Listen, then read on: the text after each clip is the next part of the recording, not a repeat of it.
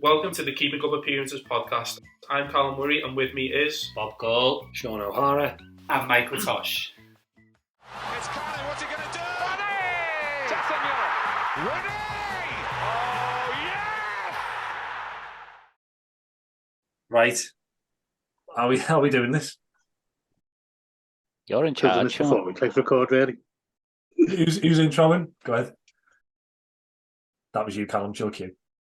So as we all predicted, it was a resounding win for City. They won 5-1 at home to Fulham. I think, given our predictions, Bob was probably closest for this 7-1 prediction. He fancied Fulham to get a goal. He did. Bob, what did you think of the game? We're probably going to repeat ourselves here, really. It was kind of the performance that we were all expecting, I suppose, with the dropping of controversy with one of City's goals. Fulham can feel pretty aggrieved that the offside goal stood, but otherwise you can't really complain if you then get beat 5-1. Again, Haaland started the season like an absolute robot, and I don't know who said the other day that they didn't like him. I think it might have been Tosh. It was. I guess it is a bit boring just somebody scoring that many hat-tricks and scoring that many goals all the time, but I quite enjoy watching him, even though he is a bit of a freak. What I quite enjoyed about City is that they didn't go mental in the transfer market. They just made sensible signings to replace the likes of Gundogan, or however you pronounce his name, and Alvarez seems to have turned into an attacking utility man. That kind of does him a bit of a disservice because he is so good in every one of those positions. But when we go through predictions, I might change mine to Alvarez for player of the season or standout player, whatever we're calling it. As for Fulham, they were largely outplayed. Can complain about one of the goals, but can't complain about the result. I think they'll still be fairly solid for the rest of the season, and they've obviously pinched Iwobi transfer deadline day, so he should be an interesting addition. They'd actually say towards the end of last season, when Iwobi was supposedly agreeing a new contract and he didn't sign it for a couple of weeks, said, I wouldn't be surprised if he ended up at Fulham because he does just seem to fit them as a club. That's a mad prediction, huh, Bobby? No, honest to God, ask me brother. I said towards the end of last season he'll end up at Fulham. Should have put a bet on it. You said for 22 million as well, didn't you? Yeah, I did. I did. Yeah. Yeah, so to get back to the topic of conversation for the time being, no surprises whatsoever with the game. A little bit disappointed that City didn't get another 2 because you did laugh at me when I said 7-1, but I'll take being closest in the predictions. That was a good shout. Yeah, I think you covered it pretty much, really. Pretty routine, wasn't it? Again, I think Fulham will, and you said, sort of can have a bit of a complaint, but not really. But again, the goal is right on half time, isn't it? In 4th or 5th minute of injury time. And, that be going at half time, 1-1. I think, City had a couple last year at home where it was close games, and it's sort of like, we kept them 1-0 at the Etihad. I know Brentford beat them last minute when it was 1-0 going late. And I just think it's just a completely different game. Once City go 2-1 up at half time, that decision just, I think, does change. And yeah, 70-80% of the time, I think City go on to win the game regardless because they are that good. But you just never know. And again, that decision, I don't know if we spoke about referees last week. That one I spoke about last week, saying about the big club bias. I don't know if that applies to Man City, but the likes of just how anyone can make that decision that he's not interfering with play. It's not even like, I don't even think it's the referees or the linesman's fault because, the linesman can only see the line. He probably can't see him swinging his foot at it, Akanji, but and the referee probably, can't see the offside. But between the two of them and then VAR, how someone has then decided that that's not offside. I just, as soon as you see it, you just think, how on earth has it not been given? Would you want to say something? Sorry, Callum. Oh yeah, go on. I was going to say, I think it was a disgraceful decision. I think you can see it on the replay that the keeper doesn't move until it's past him because he's anticipating that he's going to flick it on or something, so he doesn't actually dive until it's kind of past him because Akanji flicks his leg out to get out of the way. But in that split second, the keeper doesn't know he's doing that. He delays himself. So how that can be looked at and thought that he's not interfering is beyond me. I don't think there's any question that he was in the line of sight. I don't think that was the case. He definitely wasn't. But in terms of just like interfering with play and sort of the actual, flow of the ball or whatever, or the goal, I think that he was definitely. Again, it's sometimes with me as if sometimes as if they don't know. Like I remember I was having a goal disallowed against Man United later on. We won't mention it was the fella lying down on the floor, but we were drawing 1-1, I think, and we had a late chance. Calvert-Lewin scored, and it got disallowed. And again, he wasn't touching the ball, but he was clearly interfering with play, and that was all. It's obvious. And that now it's as if like the rules change so often, and people manage to find an excuse. You just don't know what the thinking is really. And again, as I said before, 1-1 going into half time. That could be a different game. Second half, City maybe, but it probably wouldn't be. Well, you say no, you don't know, do you? 2-1 down at half time. No one is expecting Fulham to get anything there because you know what City are like on the break. 1-1, Fulham, we've seen at Goodison sort of can hold on to it, sort of clean sheet, obviously, against Neil Maupay is a bit different to Haaland, but I think, I don't know, I just felt very sort of aggrieved, and Marco Silva seems to be getting the back end of a lot of them recently, but I don't know. I also think, though, the way you said last week, Bob, about like United, how like when you play United, you just know it's not going to go your way. Like, think if you're Marco Silva there, you're going in half time down when you should be going in level. That's like, it just kills his half time team talk because he just knows we're not getting nothing from this game. Yeah. And you think Fulham especially will have been going in confident considering they'd held Arsenal last week, arguably, potentially could have got a better result. So they're going in confident, and then all of a sudden they just get a killer like that, and then now they've come on the back of a 5-1 loss. When, do you know what I mean? Like it's just not a reflection on how they have been performing. So you can understand why Fulham are so unhappy about it. Worth saying though as well, talking about Marcel, they had a couple of bad ones last week as well. But don't remember we had a perfectly good goal disallowed against them first game of the season. They got a bit lucky there. Mm-hmm. Don't be too Everton biased, but it was that.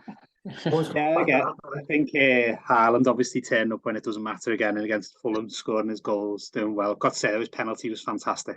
I think he takes. I know he missed one. I'd say a great penalty. He missed one last week, but the way he just sort of fires that into the top four. I love the third one. When it comes across goal and he just slaps it. Oh, brilliant! Yeah, that's a great goal. So good. I also think, though, I know you don't like him, Tosh, but they're like how refreshing he is in interviews. Like it's he annoys me. Oh, come on. I think he's got better. I think he's become less robotic in interviews. Exactly. No, he seems more relaxed. Said about the Ake goal, didn't he? And like, yeah, that's true. I just think like we want a bit of honesty in footy. You're getting it and then moan about it. He's just a big weirdo. I don't like him. Yeah, and that's speaking from a big weirdo. And on that note of sort of big players, we had our predictions earlier on the season. Where we you said big players like the Tosh. A big player, very big these days. Obviously, we had our ideas of players to watch, and our top 4 teams, surprise teams, and a few other predictions at the start of the season. I think now with the transfer window closing, sort of first few weeks of the season under our belt, probably a good time to kind of review our predictions and see what we think, and I don't know, maybe see if there's 1 or 2 that we might change if we've got a bit of a joker card. Let's have a little change. Okay. I originally said top 4, Arsenal, City, United, Aston Villa, and I can't really be bothered thinking of another team that might change my mind on that from the first couple of games, so I'll keep that as it is. Surprise team, I said, the Toffees. Again, I'm going to keep that as it is. Relegation, sticking with Luton, Sheffield United and Wolves. It was between, I could have changed my mind and put Everton in there, but I think Wolves continually losing players over the transfer window. I know we did too, but we got Big Beto now, so I think he might save us. Player to watch, I will change from Richarlison to Julian Alvarez, because he's had such a great start of the season, and Richarlison's already found himself dropped. Yeah, I thought harsh on Richarlison. I thought watching him, I thought he was playing well, and he didn't look like scoring. He was missing chances, but I felt a bit sorry for him. The fact he was dropped there. I know he then scored 5, so it makes a lot of sense. But I don't know. I don't know. So you're not paid the big I money. thought when he was getting a lot of stake, it might just be me love for him. But I thought in the games I'd watched the Tottenham, he was doing quite well. Yeah, that's why I initially picked him, because I loved him so much. But I can just see him disappearing now. Best signing I'll keep with Maddison. Biggest flop I will change from Declan Rice to. I can't actually think of anybody else. Any other footballers? You might have to keep that up. Ben. Yeah, I'll keep Declan Rice just because I really don't like him. And first manager to be sacked. Might change that to Sean Dyche. Yeah, 100%. Yeah, probably Sean Dyche. I don't want him to be, but if we don't start picking up wins soon, he'll be panicking a bit. I think that's me. Trying to go, Cal. That's all right, you go. Yeah, so top four, I'd said I went for a bit of a change. Everyone was going City to win the league, so I said I thought fancied Arsenal to win the league. I think I haven't seen that. That was a sort of league title winning result on Sunday, perhaps. I had Liverpool second because I said at the start I did fancy them to have a bit of resurgence this year. They've had a pretty decent start. I did have City third, again, thinking I've said in the last couple of weeks, I fancy them to have a bit of a dip. I think hard to win the league. No one's ever won the Premier League 4 times in the spin. And then I just went with United, and I think I'm going to keep that just because I don't see anyone else sort of sneaking in there. Linking into that, though, Spurs have had a good start. They were the team I said I thought would be a surprise. I wasn't sure they'd finish in the 4. I still don't think they will, but I thought what I said at the time was that I thought they'd play some good football. I thought they'd be really attacking. I thought they'd be getting the most out of players like Maddison and Son. And I think that's been looking pretty good so far. I still think they'll have dips and they have drops. They obviously got knocked out of the League Cup by Fulham. But I think they'll be very entertaining to watch, and I think they'll be up there. But I still will keep United in the top 4 because I think they'll just have that sort of way of grinding out wins that maybe... And getting decisions in the favour. Decisions in the favour as well, which is always a bonus.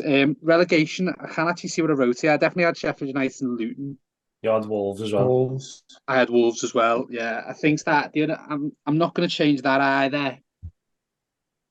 But I think I know Callum's going to mention Burnley being a surprise team. I actually think what's seeing Burnley and the goals they concede, and I do worry for Burnley. I could easily see all 3 of the newly promoted sides going down, but I'll keep that. My breakthrough player, I went with Nunes.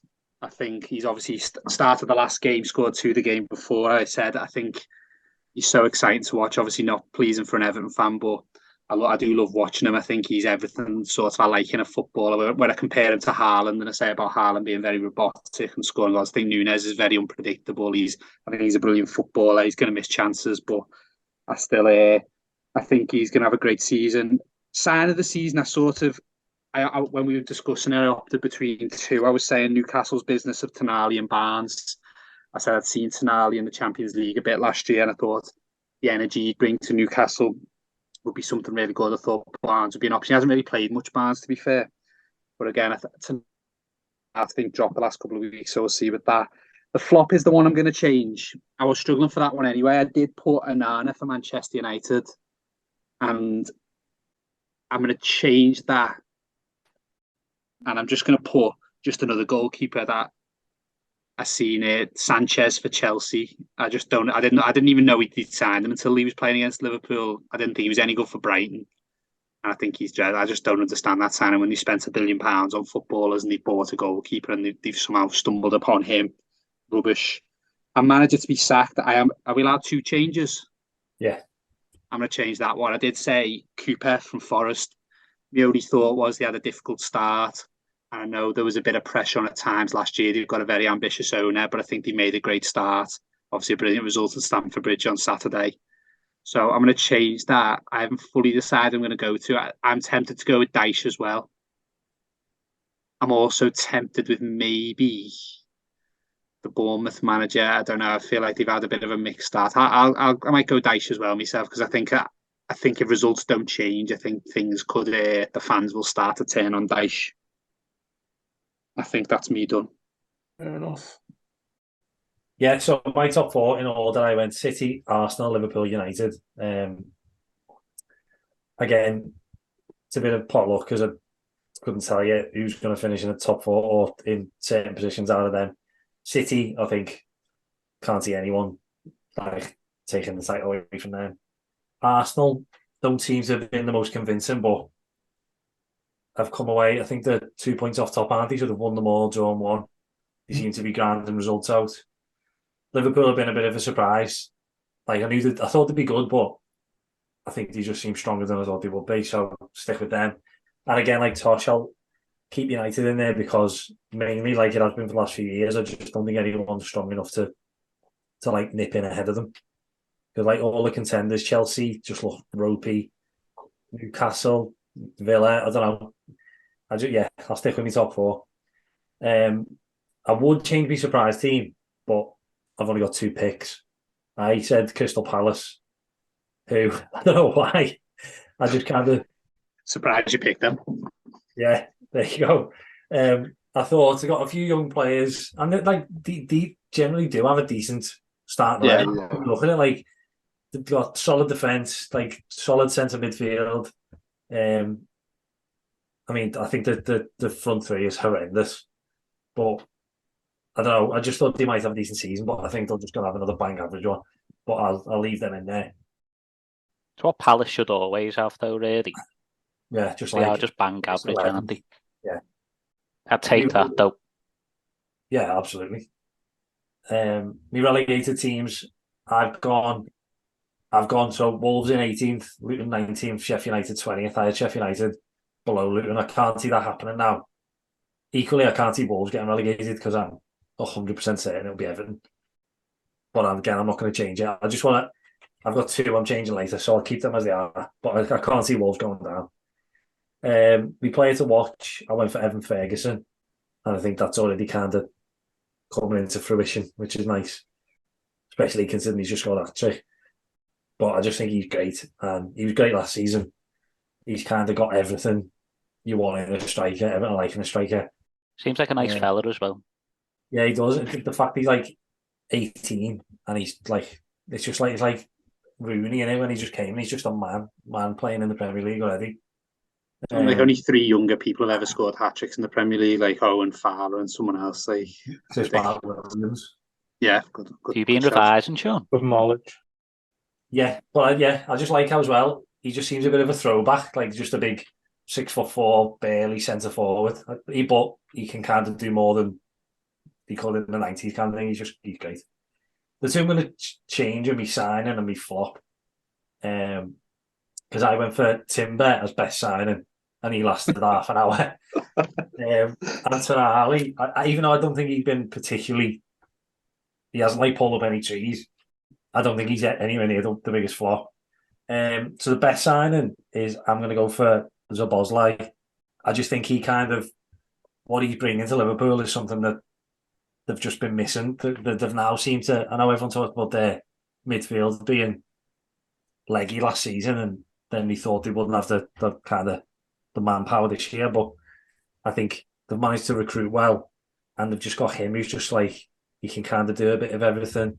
Got the set pieces, he frees up Alexander-Arnold, and now he's bringing goals in as well, scored at the weekend, so I'm going to have him as the best signing, because I think if Liverpool do end up finishing, I don't know, top 2, top 3, I think he'll be a big reason for that. And my biggest flop, I know it's obvious, but I just think it's Kai Havertz. I don't think there's anyone else you can have in there. Couldn't you say Timber, seeing as how he's out for the season? Because he could be unbelievable, we'll just never know. Yeah, but it'll be, if he's not going to play again for the rest of the season, he is by default the flop of the season. No, because for this season. I just think what made it even worse is Arsenal have tinkered their winning formula for him. Do you think there's something there though? I really don't.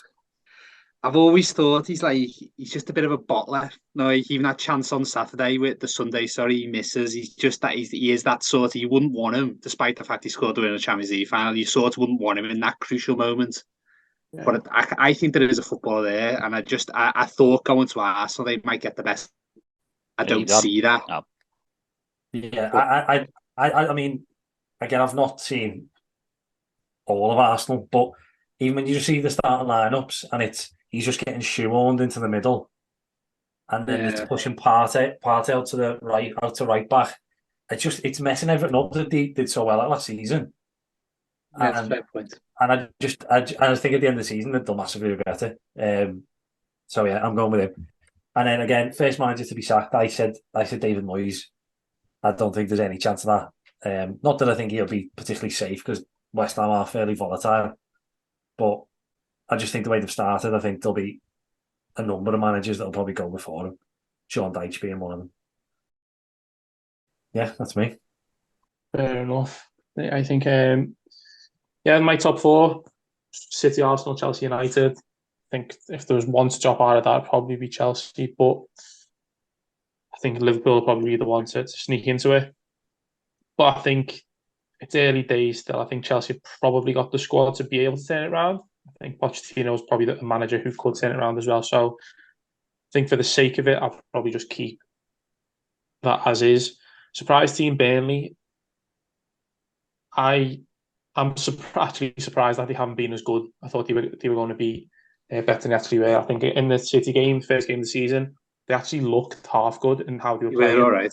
Yeah, and you thought if they keep this up, then they might be okay. I've had some tough fixtures though, haven't they, to be fair? Like, yeah, and I think it's just hard, isn't it? There's a big gap between the Championship and the Premiership. Like in last season, they were great, but yeah, again, I'll let that one ride. I think they still might be able to sort of push on and maybe make something happen this season. You know, Burnley finishing 10th, I would class as a surprise kind of thing. So they've still got that game in Luton that was rearranged, haven't they? Like, just think, say they win that, I know it's only Luton, but if they're on 3 points to this point, I reckon we look at them a lot differently than we do now. Yeah, no, you're probably right. And so yeah, I'll let that one ride. Relegation, Luton, Sheffield. I think probably no questions there. I did have West Ham. Obviously, that was before they kind of made any signings. I think.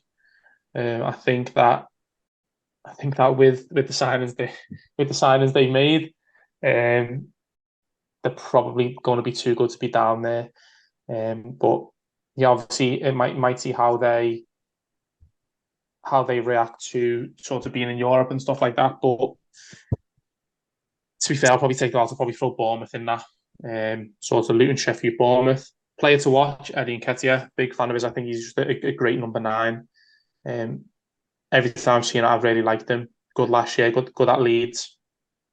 I think he's quite an all-round striker, and he got his call up to the England squad. So yeah, I think I'll keep him in. I think he definitely is a player to watch, and I'm glad the way he started. Best signing, Rice. I think that's sort of shown itself to be true so far this season. I think he's been absolutely key for Arsenal. Being a great addition to the team. Something that need obviously got the important goal after the weekend. I think you've got to ignore the money. It's not his fault how much he got signed for. I don't think that actually makes a difference. I just still don't see him as like that Liverpool type of midfield. I think he's great on the ball, he definitely is, but I just don't think he's a Klopp player. And maybe come the end of the season, maybe that you might just look back and think he maybe hasn't done as well as we thought he would have done. And then, yeah, first man to be sacked, Moyes. I probably can't see it unless they have a really bad sort of turn of events, and the pressure comes on with all the signings he's made, and he has to go at. So I'll probably take him out the equation and probably look at maybe Dyche or Bournemouth's manager. I think I also wouldn't be totally surprised if Edwards goes from Luton. I think there's no room for kind of loyalty in that kind of game. If they're really struggling, they are, but going in November, going into December, and the owners feel like they need to do something to try and save themselves, I think he'll do it. He won't be on a big contract. He won't cost a lot to pay off. I can just see them. It's worth a shot for them to try and stay in the big time. So yeah, I think sort of pick your one out to them kind of thing. But yeah, they're my predictions. Looking at them as they're going, I'm fairly happy. What game are we picking for? Sorry, you're about to be revealed to it, Bob, in the actual official intro. Listen to that master at work. Oh right, sorry. These are the rules. We select 3 matches from this week's fixtures, which are entered into the Wheel of Fortune. This will randomly select our featured game. This match will be the focus of our discussions, predictions, and most importantly, our game of keeping up appearances. Once our fixture has been chosen, we'll use an online generator to provide a target number for our game. For us, this is anything between 50 and 450. Our job then is to think of a player who's made that many appearances for either of our selected teams. Whoever's closest wins. Each week, 4 points will go to the closest person, 3 points for second place, 2 points will go to third place, and the person who's furthest away gets 1. These points will be accumulated over the whole season, and we'll update our league table each week. Okay, so this week, obviously no Premier League fixtures, so we thought we'd do an international special.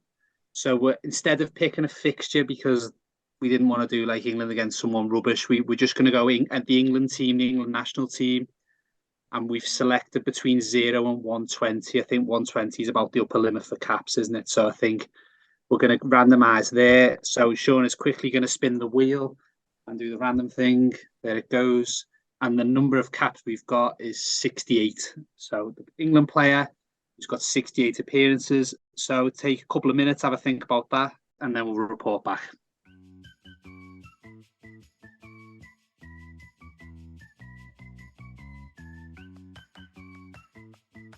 Are we ready now?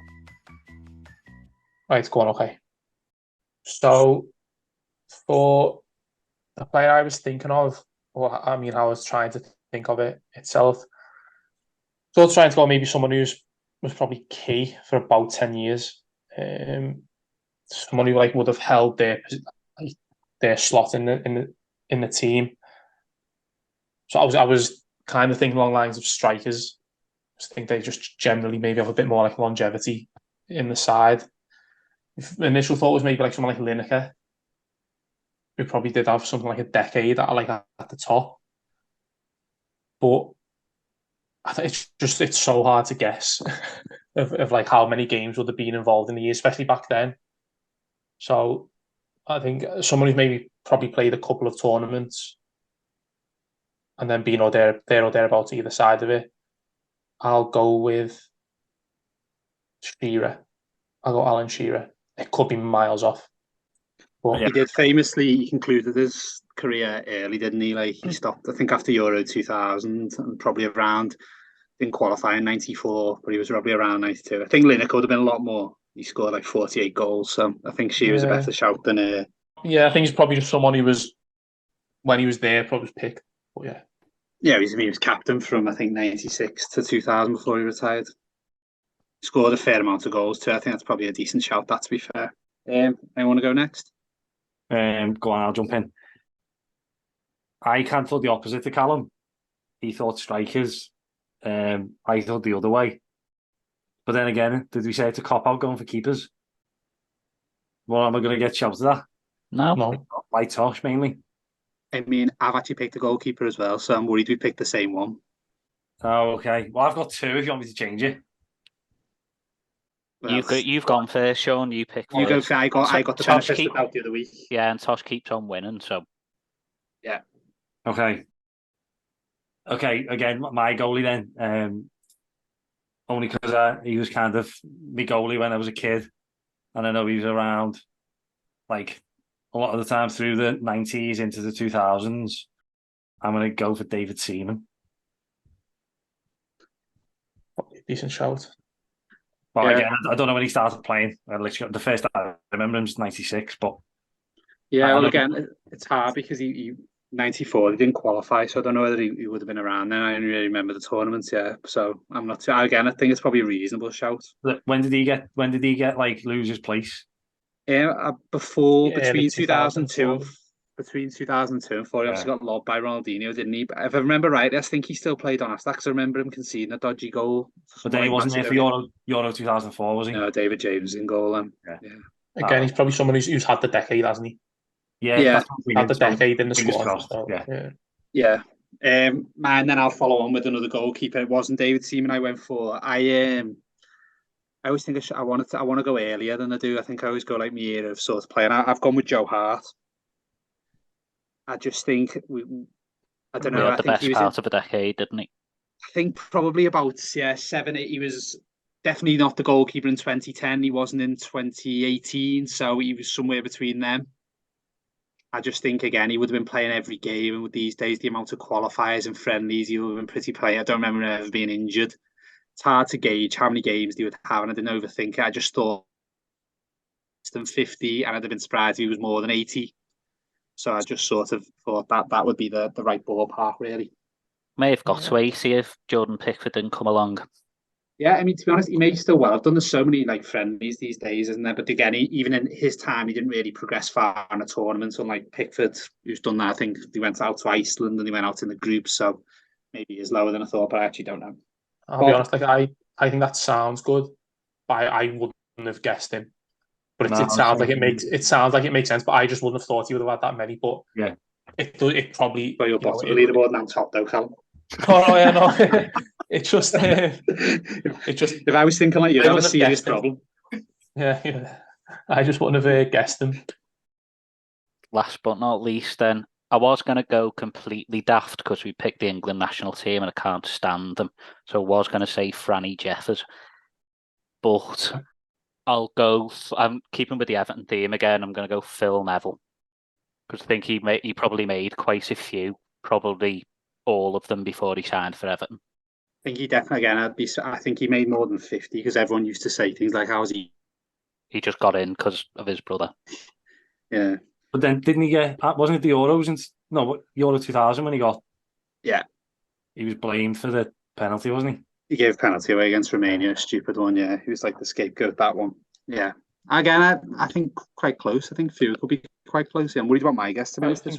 That's a good shout. To be fair, just in terms of being at United for that long, probably gets you England call-ups, doesn't it? Well, it's why Harry Maguire still gets selected, even though he doesn't even play for United anymore. But I think he'd be about 60. I reckon Shearer's the good guess. I'm guessing. I'm wondering that might be the best one there, but we'll see. Right? Should we check?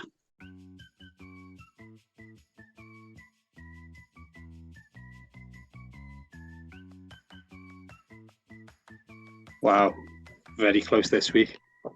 Oh, I don't like it. Do you want a drum roll? Yeah, cheers, Bob. Okay, so results are in this week. Checked on Wikipedia. So anyone who wants to check, easy enough to do that. This week we had some good guesses. Everyone was within 10 this week. Wow. So very good guesses. We look good this week. In 4th place was Bob. And you should have gone Franny Jeffers. He had 59 caps. Phil Neville. So was 9 out. So There is a joint second again. 2 players who both had 75 caps. And that was Joe Hart. So me and David Seaman. Which was so they were celebration 75. Mate.